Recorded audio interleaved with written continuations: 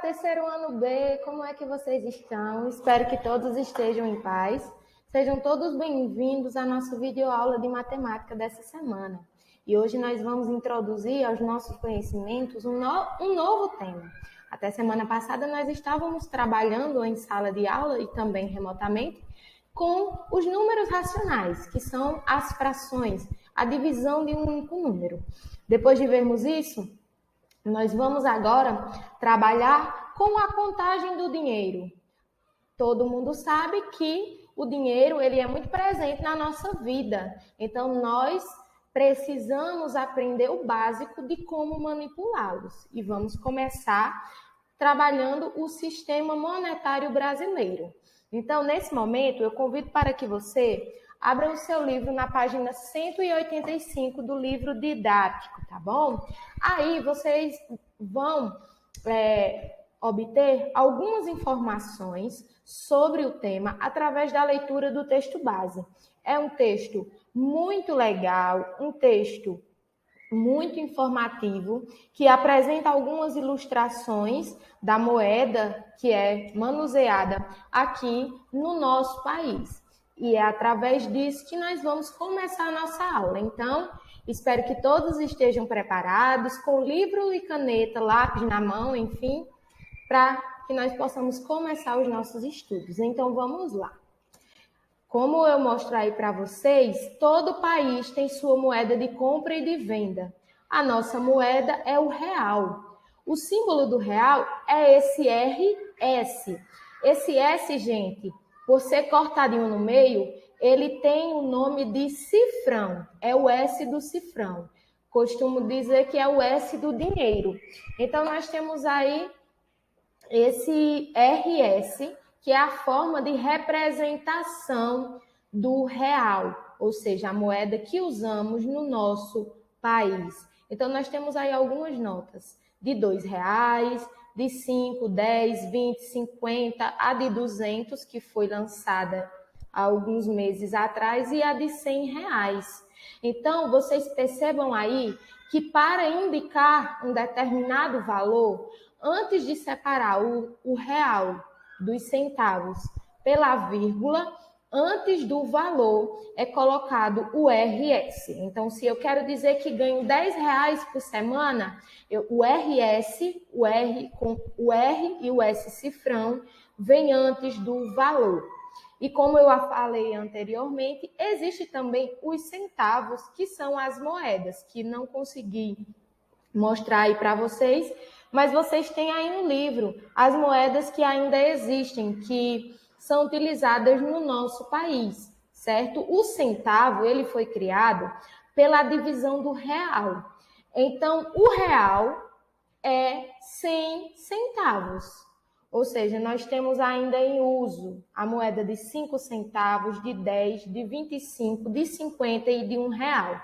Então, para que o troco das compras ficasse mais fácil de ser dado, é para isso que existe o centavo. Então, o centavo é a divisão de R$1 em 100 partes iguais. E cada parte dessa é chamada de centavos, tá certo? 100 centavos é igual a R$1. Interessante, né?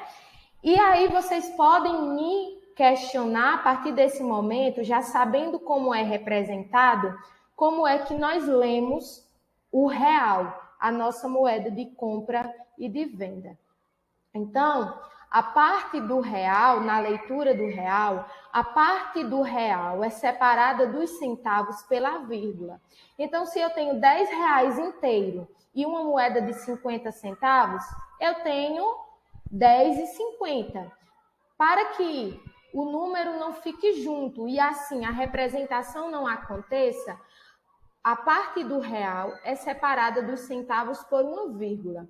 Eu dei aí o exemplo de uma frase que diz: ganho de mesada todos os meses R$15,60. Então vejam aí no slide que o valor do real, a parte do real dos R$15, está separada dos 60 centavos pela vírgula. E lembrando que o R com o S do cifrão, que é o S cortadinho no meio, ele vem antes da representação do valor. ok? E aí nós precisamos compreender também que para que seja fácil o manuseamento do real, como, por exemplo, quando eu vou fazer uma compra. Eu preciso saber quanto eu tenho. Se eu dou uma quantidade de dinheiro maior do que o que eu comprei, eu preciso saber quanto eu recebo de troco. Então, é algo que está presente na nossa vida e por isso que nós devemos compreender, mesmo sendo ainda pequenos. O momento de aprender é agora. Então, para fazermos operações matemáticas com o dinheiro, nós podemos usar a subtração e também a adição. A diferença é o caso que nós vamos usar. Se nós queremos saber quanto nós temos, nós somamos. Se nós queremos saber quanto nós devemos receber de troco, nós vamos subtrair. Mas existem algumas regras. Quais são as regras das operações matemáticas quando falamos de dinheiro? É a questão do uso da vírgula. Nós organizamos a conta na base da vírgula. Os reais ficam antes da vírgula, os centavos ficam depois da vírgula. E os valores ficam um abaixo do outro, com as vírgulas uma abaixo da outra. Como nesse exemplo de situação-problema que eu trouxe aqui para vocês. Tem aí no livro, mas eu trouxe para o slide para ficar melhor de explicar. Que diz o seguinte: Marília comprou uma boneca e uma peteca. Andréia comprou uma boneca. Nós temos aí, no nosso livro, na parte do Fazendo Compras, da página 186, os valores da peteca, da bola, da boneca, do peão e do ioiô. Nós temos aí no nosso livro que a peteca custa R$ 4,55, que a bola custa R$ 8,00, que a boneca custa R$ 14,00, que o peão custa R$ 3,90 e o ioiô R$ 2,80. Então, sabendo que Marília comprou uma peteca e uma boneca, e Andréia comprou uma boneca, uma bola e um ioiô, quanto cada uma gastou? Vamos tornar aí, somar os valores gastos por elas individualmente. Nós vimos aí que uma boneca mais uma peteca é R$ 4,55 mais R$ 14,00.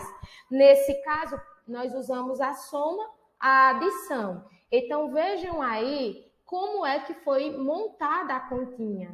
Vejam que o R com S cifrão fica um abaixo do outro, a vírgula uma abaixo do outro, da outra, o real antes o valor em real antes da vírgula, o valor em centavos depois da vírgula. E dessa maneira nós fazemos a soma, fazendo a representação da vírgula também uma abaixo da outra também no resultado. A soma deu 18,55. Essa foi a quantidade de dinheiro gasta por Marília, tá certo? R$ 18,55. E é assim que se deve realizar as continhas, as operações matemáticas, quando falamos do real, da leitura do dinheiro. Mas aí nós vimos como é que se realiza o cálculo quando é a adição. Mas eu trouxe para vocês também uma forma de usar subtração. Qual é a necessidade que é apresentada no nosso dia a dia para que nós possamos usar também a subtração nos cálculos com dinheiro. Então, eu trouxe para aqui essa situação problema. Qual seria o troco de Marília se ela comprasse um peão com uma nota de R$ 5,00? E qual seria o troco de Andréia se ela comprasse uma peteca com uma nota de R$ 20,00? Eu só trouxe para aqui para o slide o primeiro problema, tá certo? Qual seria o troco de Marília se ela comprasse um peão com uma nota de R$ 5,00? Nós temos aí no nosso livro que o peão custa R$ 3,90. Então, se Marília tivesse R$ 5,00 e comprasse um peão de R$ 3,90, quanto ela teria de troco? Nesse caso, usamos a subtração. R$ 5,00 menos R$ 3,90. Para efetuarmos a subtração, nós seguimos o mesmo método da adição. Alinhamos os reais, as vírgulas e os centavos e realizamos uma subtração, uma continha de subtração normal, pegando do vizinho quando necessário, diminuindo o número quando necessário e colocando os valores abaixo da linha, todos alinhados. Unidade abaixo de unidade, dezena abaixo de dezena, vírgula abaixo de vírgula até no resultado e centena abaixo de centena, separando o real dos centavos através do alinhamento da vírgula. Ou seja, como funciona esse alinhamento da vírgula? Se a vírgula lá em cima está toda uma abaixo da outra, no resultado, a vírgula vem abaixo da vírgula da continha também, tá certo? Dos valores acima.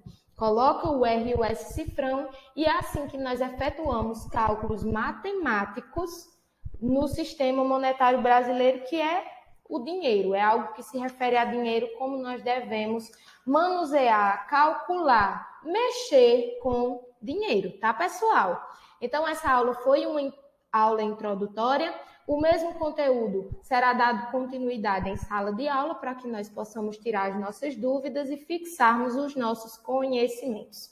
Depois dessa explicação, vocês vão realizar em casa, tá certo?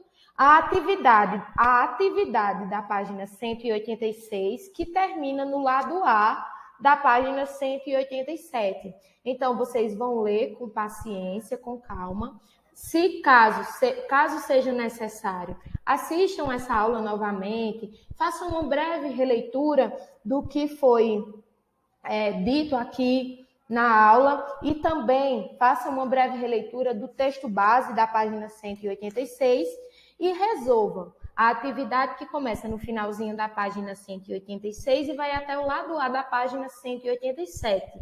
O lado B, os problemas serão solucionados em sala de aula, tá bom? Então, levem essa atividade que está sendo pedida na aula, na videoaula, para a sala, porque será dado visto presencialmente na nossa aula de matemática.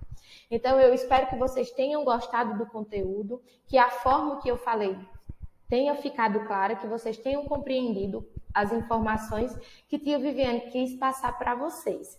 Então é isso, meus amores. Eu aguardo vocês em sala de aula para darmos continuidade a esse conteúdo. Desejo a todos um ótimo dia de estudos. Tchau, tchau.